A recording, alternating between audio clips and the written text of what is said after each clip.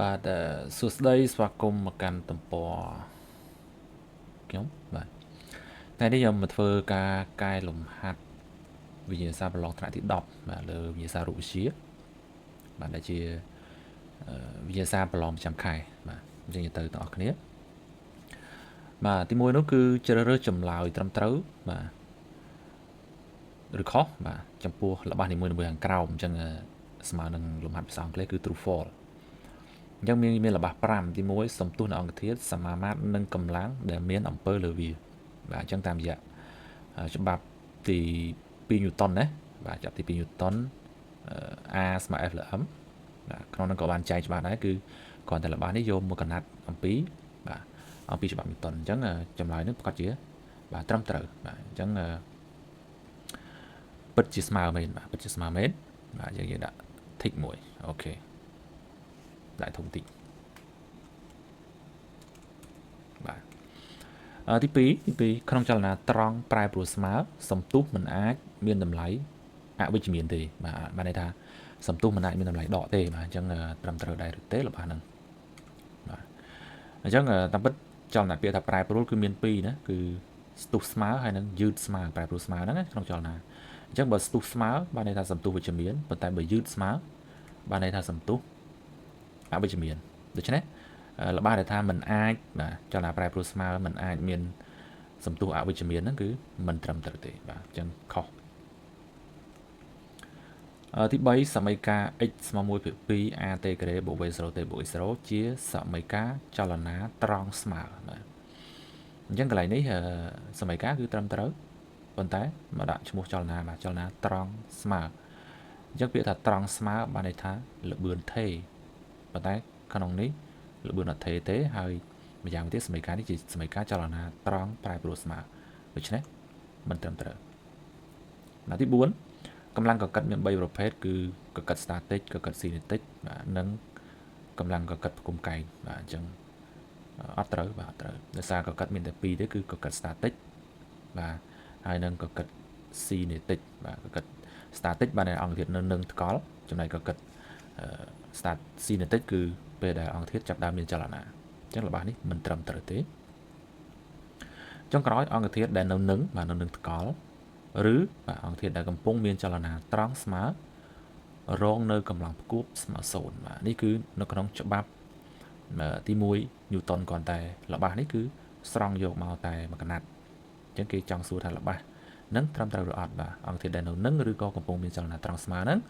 រងកម្លាំងផ្គួបមក0បាទអញ្ចឹងល្បះនេះគឺត្រឹមត្រូវច្បាប់ទី1ញូតុន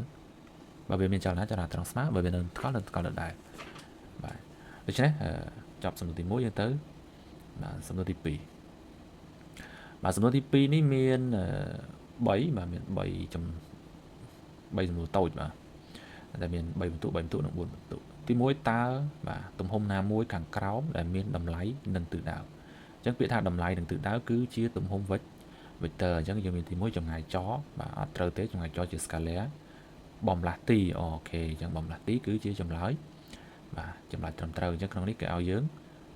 គូសរង្វង់ជុំវិញចម្លើយត្រឹមត្រូវណាយើងគូសមកបាទគូសរង្វង់លើចម្លើយត្រឹមត្រូវអូខេទៅទៀតទី2ក្នុង2ធំបាទតើរូបមន្តខាងក្រោមមួយណាបាទជារូបមន្តផលបូកនៃ2 vector ដែលមានទិសដៅកែងគ្នាបាទអញ្ចឹង vector ការបូក vector គឺយើងបូកដោយគិតទិសដៅតាមផ្សេងគ្នាបាទមានដូចមានផ្ទុយមានកែងមានផ្គុំបានមុំអញ្ចឹងចម្លើយកខកខងនេះសុទ្ធតែត្រូវទាំងអស់ជារូបមន្តប៉ុន្តែត្រូវតែមួយករណីមានតែមួយទេគឺករណីកែងបាទអញ្ចឹងដូច្នេះពេលដែល vector ពីរកែងគ្នាគឺកើតបានបាទទ្រឹស្ដីបទ Pythagore បាទអញ្ចឹងចម្លើយខគឺជាចម្លើយបាទគឺជាចម្លើយត្រឹមត្រូវបាទអញ្ចឹងយើងទៅទី3បាទបូរ៉ាជិះកង់ទៅទិសខាងកើតបាទ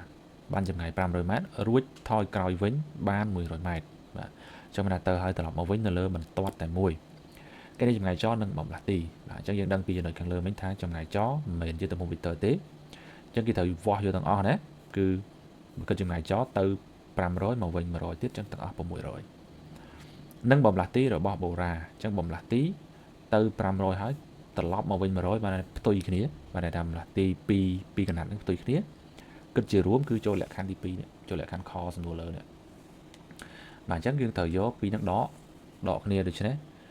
យក500ដក100ឃើញ400ណាអញ្ចឹងយើងរកចម្លើយណាដែលចំណាយច600ហើយបំលាស់ទី400បាទយើងមើលមកកខកកងបាទអញ្ចឹងដូចជាមានតែខមួយទេបាទដែលត្រឹមត្រូវបាទអូខេអញ្ចឹងដាក់វងឲ្យស្អាតអូខេបាទអញ្ចឹងចម្លើយខគឺចម្ងាយច D យើងតាំងចម្ងាយចណានេះបើយើងអត់ដឹងអក្សរតាំងអាចយកចម្លើយផ្សេងទៀតខយកខហើយណានិយាយឡំ D ទៅបំលាស់ទី delta x ទៅជាចម្ងាយចនឹងយើងជ្រើសរើសចម្លើយខបាទអញ្ចឹងយើងចប់សំណួរ2យើងចូលសំណួរទី3បាទសំណួរទី3គឺចូលបំពេញរបស់ខាងក្រោមបាទរបស់ប៉ុន្តែពេលខ្លះសួររូបមន្តបាទវីកទ័រល្បឿនមធ្យមបាទមានរូបមន្តអូខេអញ្ចឹងវីកទ័រល្បឿនមធ្យមបាទគឺយើងតាំងដោយ VAV ណា VAV អញ្ចឹងគឺពាក្យថា vector ល្បឿនបាទ vector ល្បឿនគឺបានមកពីបាទបំលាស់ទីលើរយៈពេលបាទអញ្ចឹងគឺយើងមានបំលាស់ទីបាទគឺយើងយក x ដឺបាទ x ដឺសំតោដក x អងបាទលើ t ដឺបាទដក t អងបាទឬបើយើងដាក់ត្រឹមតែ delta x ក៏បានដែរណាដាក់ delta x លើបាទ delta t អញ្ចឹងក៏បានបាទហ្នឹងគឺជាបាទរូបមន្តបាទ vector ល្បឿនមធ្យមបាទក្នុងចលនាត្រង់ប្រែប្រួលស្មើបាទល្បឿនខណៈបាទល្បឿនទៀតហើយមិនតែសួរល្បឿនខណៈនោះល្បឿនខណៈមានសមីការបាទអញ្ចឹងនេះបានន័យថាឲ្យយើងសរសេរសមីការល្បឿនក្នុងចលនាត្រង់បាទប្រែប្រួលស្មើអញ្ចឹងយើងដាក់មក v ខណៈស្រេចណាមួយគឺស្មើ at បូកបាទបូក v0 បាទត្រង់កន្លែងនេះអ្នកខ្លះគេសរសេរ v0 មុនណា v0 បូក at ក៏បានដែរអត់បញ្ហាអូខេយើងទៅសំណួរទៀតសំទុះមធ្យមបាទសំទុះមធ្យមមានរូបមន្តដូចម្ដេចបាទចុះសំទុះចំពោះសំទុះមធ្យមយើងអាចតាំងតា a ទៅ t អញ្ចឹងក៏បានហើយយើងដាក់ a បាក៏បានដែរ a v អញ្ចឹងទៅក៏បានដែរតែយើងកុំឲ្យស្មុគស្មាញដាក់ត្រឹម a ចាចុះសំទុះគឺជាបំរែបំរួលនៃវិទិល្បឿនអញ្ចឹងហ៎អញ្ចឹងគឺយក v ស្រេចដក v ដើម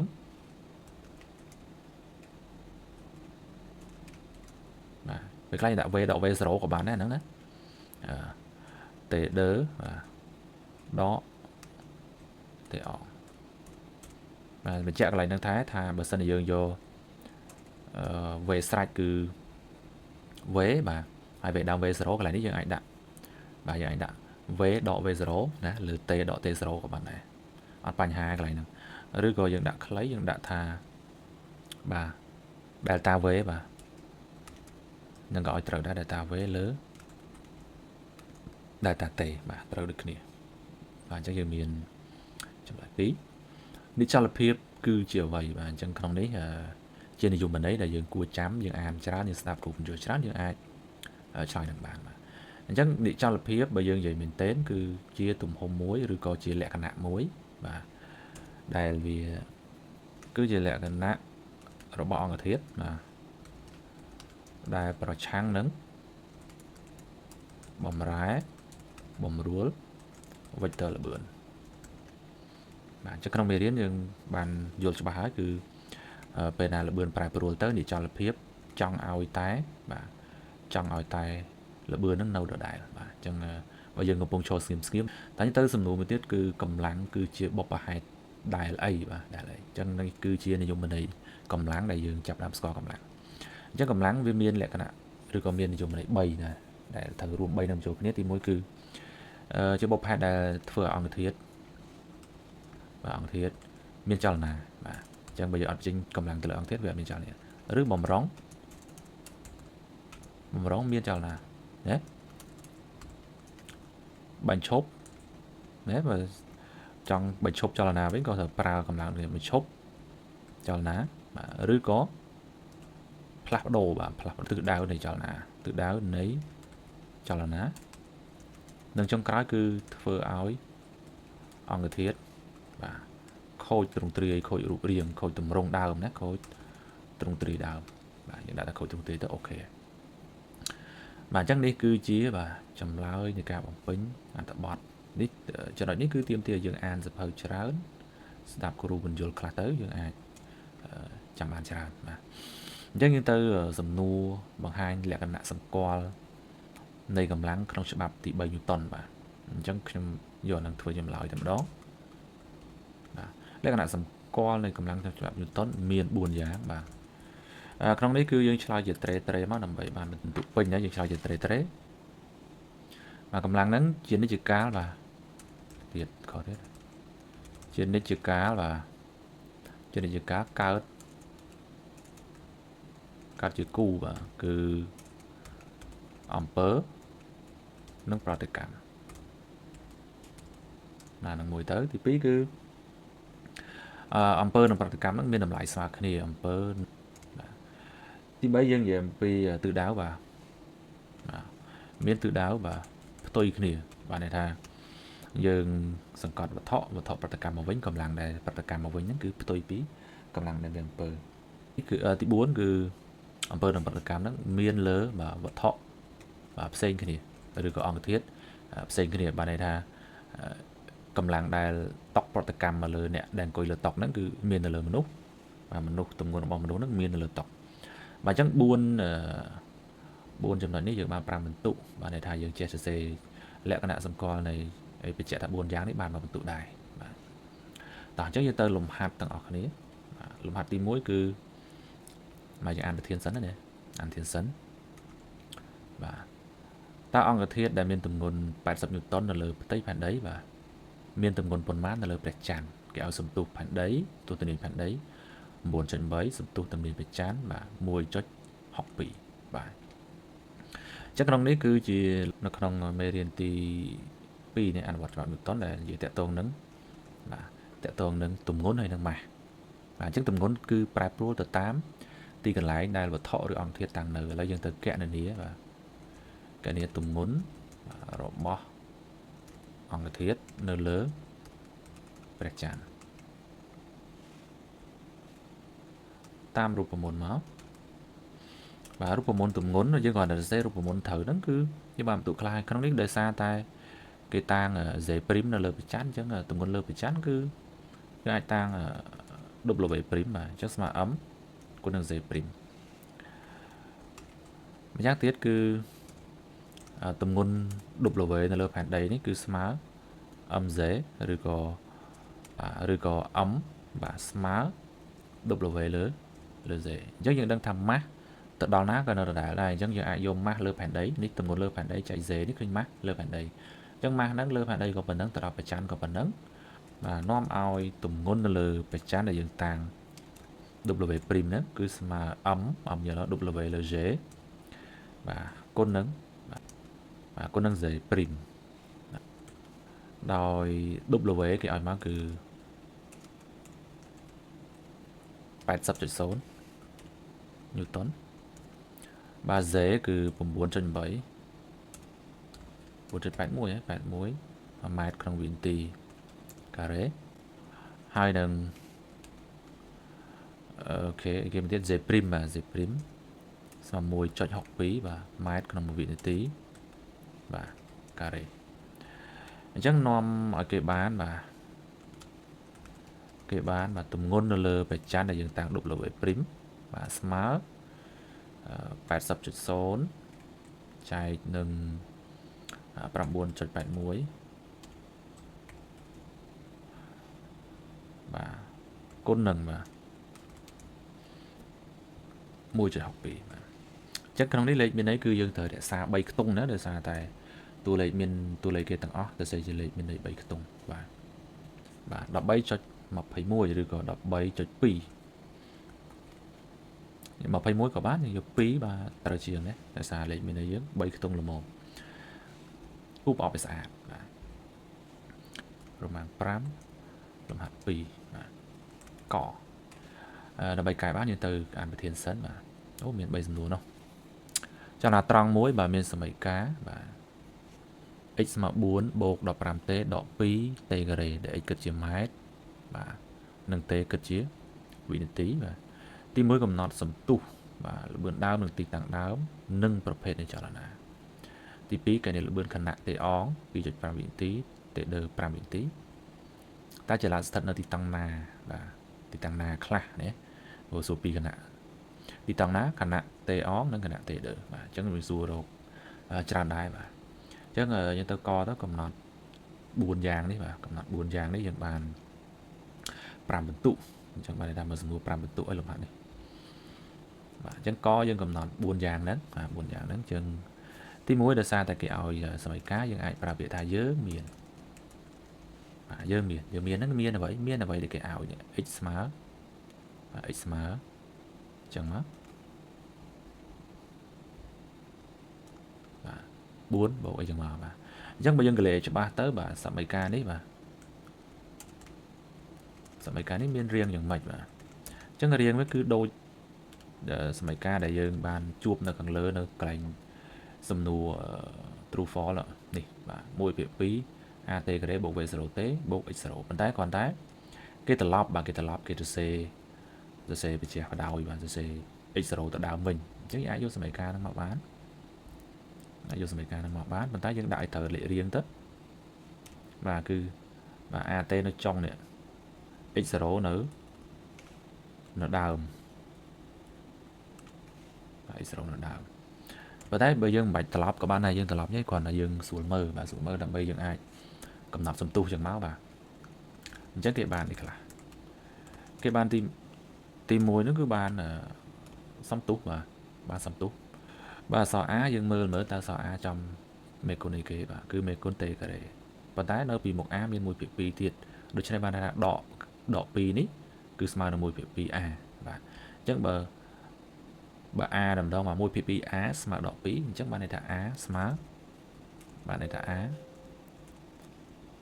smart đó 4 và mát còn muối và vinity cả đấy và tiếp phí dân bàn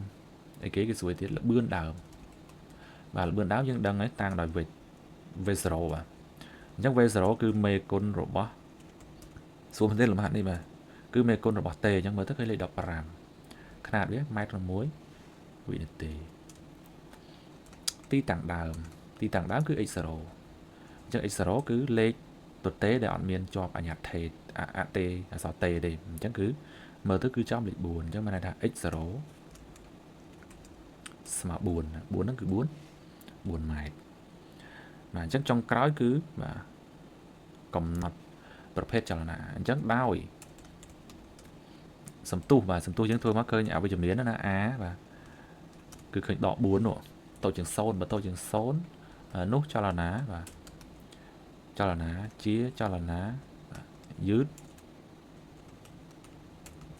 mà chẳng sầm núa đấy cứ chia sầm núa bài chào gió giờ bài đã đội ní các bạn đấy đã phần nâng ta tí phí cứ cái này là bươn khả nặng và khó cái này là bươn khả nặng chẳng tí mối cứ dương thở đấngรูปมนต์หรือเบือนขณะหรือก็สมัยกาบ่ะหรือเบือนขณะ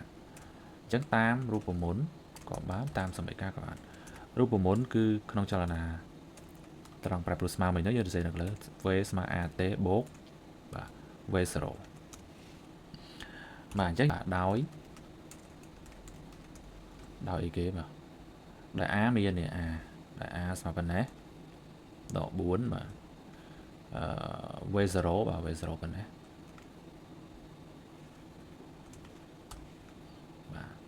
nâng tí mối cứ dương buộc lục hạt năng GP tới lấy chấm pua và tê on mà chấm pua tê on đã smart pi chục pram và pi chục pram vị tí chắc là cái bàn ấy và chắc là ban này thay dân 7 là bươn chìa phí tại sao tại cái số pi cả nè chắc là bàn về nó như tăng về on mà rất nhiều bên về sầu mỗi về ón cứ dân chừng luôn tại on trốn và đỏ 4 còn pi chục pram ốc đập pram và chắc smart cứ smart